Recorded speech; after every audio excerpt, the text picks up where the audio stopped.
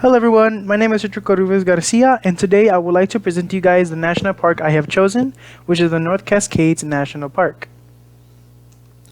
The North Cascades National Park is located right here in Washington State at 810 State Route 20 Cedro Woodley, and was established as a national park on October 2nd, 1968, and it borders right off the country of Canada up in the north of Washington. The North Cascades National Park has a very interesting story in how it was formed from the Native Americans.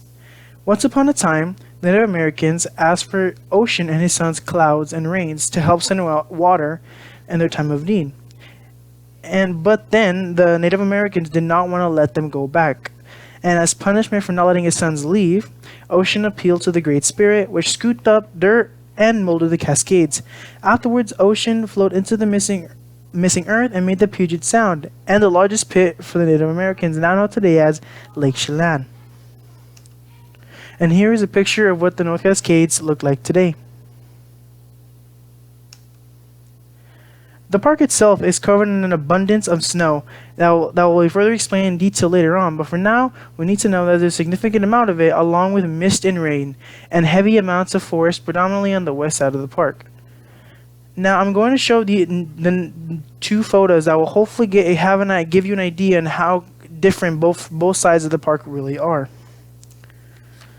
The west side of the park usually gets over 110 inches of precipitation due to rain, fog, mist, and snow, and has very sloping mountains with a lot of water as well because of the amount of precipitation it has. Now, if we go into the east side, compared to the west side, it is a lot more drier and barren, and they usually only get 35 inches of water per year precipitation. But not to say that it isn't beautiful itself. And other things that shouldn't go unmentioned is the hydroelectric dam and reservoir located within the national park. Now, the North Cascades National Park has many geologic features that make the North Cascades what they are today. Starting off, the ice and water peaks shown in the right picture here blend beautifully together to provide scenic elements which has been nicknamed the American Alps. As you can see, it is a very great place to go skiing and snowboarding. Now, the next thing I want to share, although not within the park itself, there are two noteworthy volcanoes. They are Mount Baker and Glacier Peak. These volcanoes are a part of the Cascade volcanic chain, and both of them are well over thousands of feet tall, which makes them, and some of them are even taller than the Cascades themselves. Something that helps the North Cascades stand out and make it extremely unique for the United States of America is that besides from Alaska, the Cascades themselves have the most concentration of glaciers both within and around the boundaries of the park, while the mountains being moderately high, averaging over 5,000 feet tall.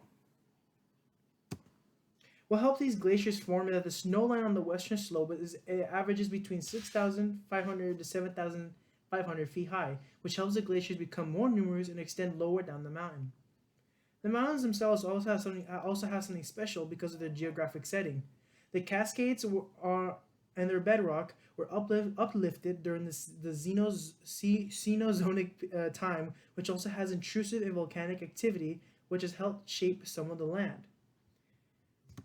Now, the Cascades offers very amazing glacial features through the snowfields at the top of the mountains, with sharp, jagged ridges and other formations that have formed because of the snowfields, such as arites and horns. Thanks to alpine erosion, some parts of the park, like El Dorado Peak or Mount Spickard, have numerous glaciers and mountains with horns and cirques on the glaciers. More features include cirquic lakes, which is called waterfalls from the lower glaciers, and lakes with low gradients, which also have huge amounts of sediment loads. I would also like to say that this photo you are currently seeing is more of an example. It is not the North Cascades themselves. It is more of an example to illustrate what they look like. Now I wish to connect to the park to some aspects of our class through the spheres that we learned at the beginning of the course. The first sphere I want to connect it to is the Geosphere. The way the park connects to the Geosphere is through the 4 zones that the book talks about and the different rocks that make up the park. To summarize, the first zone, the Northwest Cascades, is a thrust system where it is made up of rocks in the late Paleozoic and Mesozoic sedimentary and volcanic rocks from these time periods. With these rocks, it has created a stack of terrain of multiple rocks of sedimentary and volcanic origin. The second zone has the Cascade crystalline core between faults and is made up of metamorphic oceanic and volcanic terrains.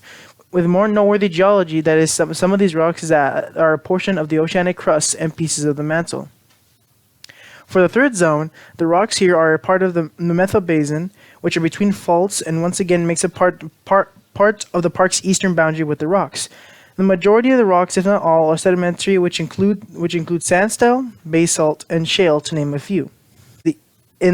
Also in the east location is an organic block which consists of both igneous and metamorphic rocks, such as granites and schists, respectively.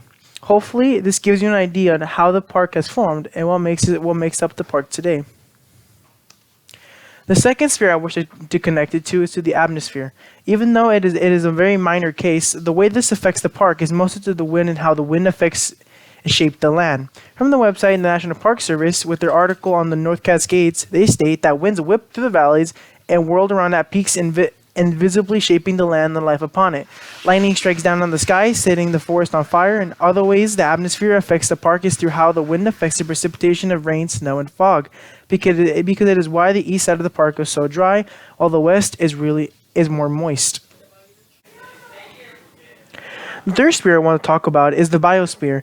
The way that this connects to the park is with the many animal, trees, and faunas that live and call this park home. Some of the more prominent animals in the park are the Chinook salmon, grizzly and black bears, Cascade red fox, cougars, lynx, wolverine, and gray wolves.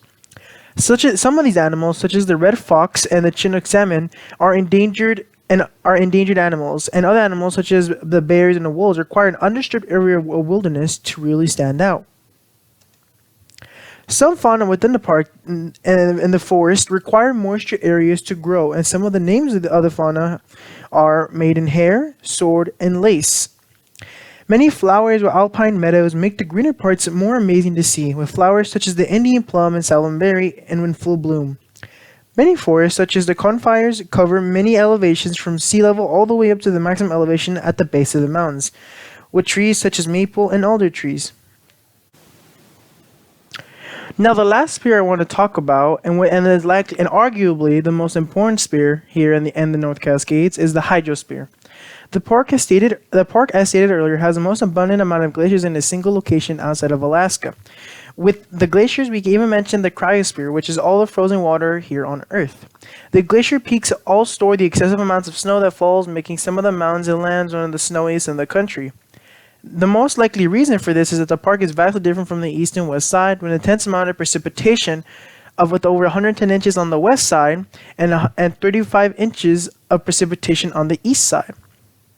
Other water features include the key components of lakes and rivers, and the NPS states that the major rivers continually shape the landscape of all sides on the Cascade Crest and provide a key habitat for thousands of species ranging from plants to animals. Some of the bodies of water even help the glaciers drain and erode with the sedimentary rocks, which help form the land beneath them from summits to peaks. For example, a creek called Thunder Creek helps drain 50 glaciers with ground particles and color-changing glacial flour into the Diablo Lake Reservoir. Now, the rivers that I will state here have a much more important role to play within the park, besides them serving as a beautiful tourist attraction to visit. From the NPS website, on the North it states the Baker River drains the Pickett Range and southeast slopes of Mount Baker, joining the Skagit River, which flows from Canada, then westward across the middle of the North Cascades National Park. The Skagit is the largest watershed emptying into the Puget Sound. In spite of the 3 dams along its length, the Skagit River supports all 5 species of Pacific salmon and 2 Andromedas or seagoing trout.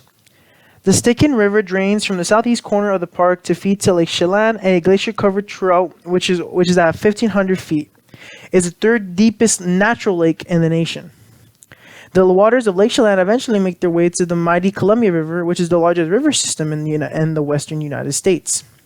It just goes to show how big the hydrosphere plays a critical role, and more importantly, It helps the North Cascades form and give itself its own unique identity that sets it apart from the other national parks. So why do we preserve the Cascades? What makes it worth protecting and the land surrounding it?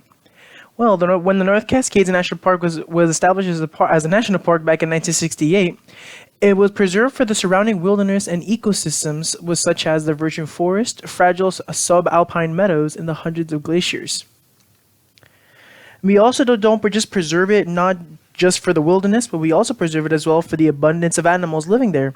So with animals ranging from black bears to black-tailed deer to mountain lions and goats. We also protect the park as well for the endangered species and animals also living there, such as the Chinook salmon and elk. This all goes full circle to protecting the lands, such as the forest and geography, because in an article called Protect the North Cascades, preventing logging and mining in this region will protect the headwaters of Skagit River, including spawning grounds and spawning grounds for the endangered Chinook salmon. Some of these forests and trees are also 15 feet wide and are very ancient and have been around for hundreds and hundreds of years. And so many people today have been devoted to trying to protect this park and its land, and it is still being fought to this day. And another reason why we need to protect this park is that, as you can see in the picture, in 1960, this is what a glacier looked like compared to today to 2016. The glacier is all but melted. And this isn't just the only glacier to be melting away. The North Cascades glaciers are all disappearing. Most have shrunken dramatically during the last century. This is all due to the combined effects of less precipitation and warmer summers, which most scientists now attribute to global warming. If we don't step up and protect the park, we will lose all of what the North Cascades is. It will lose its identity, and also lose its attraction, and the reason why people visit it. It is something that we cannot let go to waste. It's something that we protected for hundreds of years. So now, why did I choose to research this park? We had over maybe 10 parks to choose from. So why did I choose this one? I want to state that right off the bat that this is more of a personal reason for choosing the park, and it really wasn't aimed at a professional reason. It was never really for that.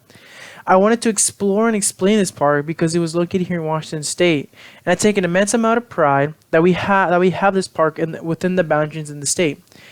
It is why I chose, and is also why I chose the title for this paper, because as you can see, the North Cascades are pretty much our backyard, and hopefully I don't sound overbearing or arrogant or show off with an ego, but I just really wanted to show off what our state had to offer and what makes it special.